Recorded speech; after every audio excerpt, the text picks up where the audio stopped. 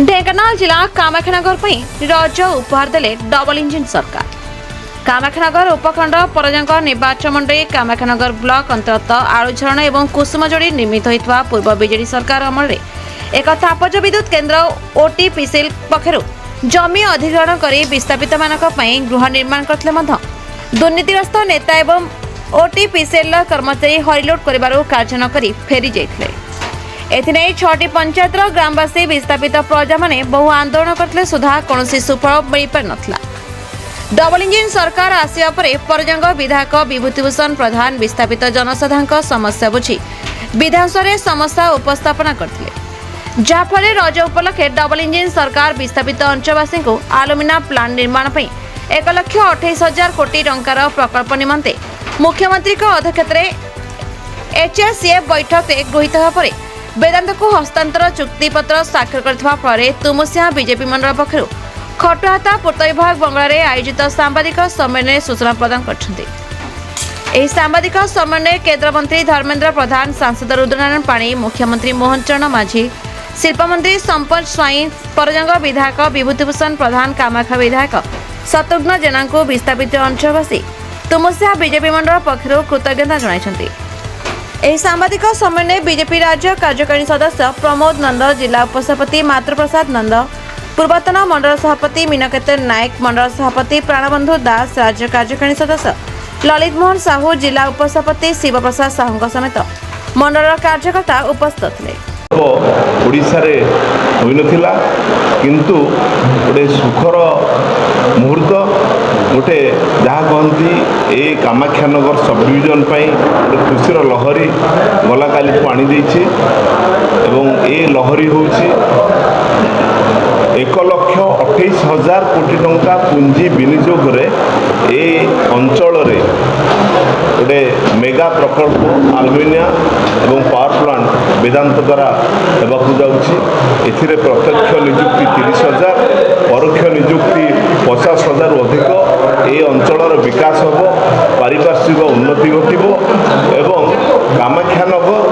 ओडिशार मानचित्र इंडस्ट्री मानचित्र एक नुआ दिगंत सृष्टि हम। एथिपाई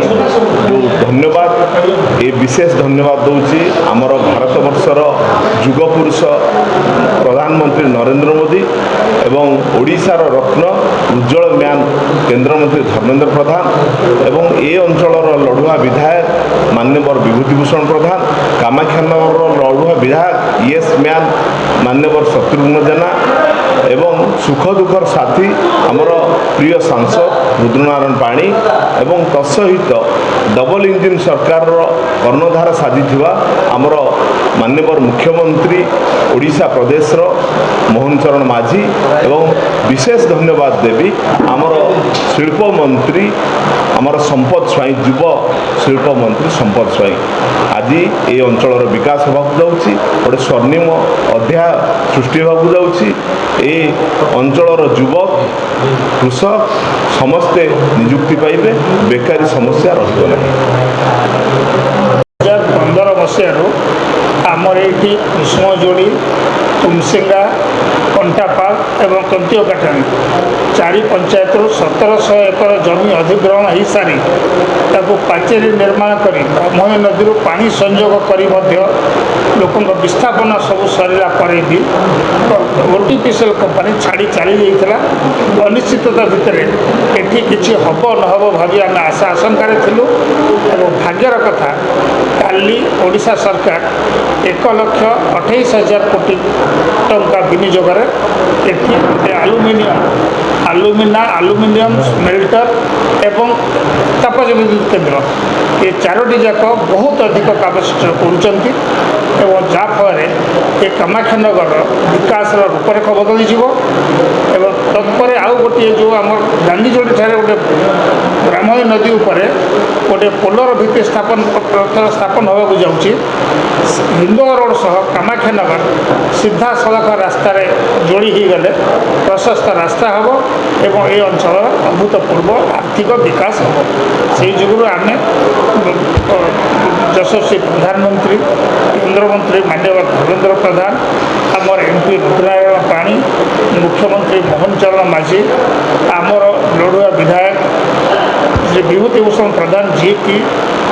इलेक्शन हबार 2 दिन पर पाखर ये इश्यू को प्रथम कर धरते एवं कही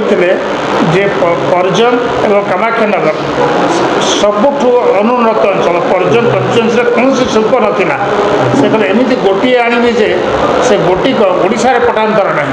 आम ये आज कर ढेंकानालू दीपक रंजन मिश्र रिपोर्ट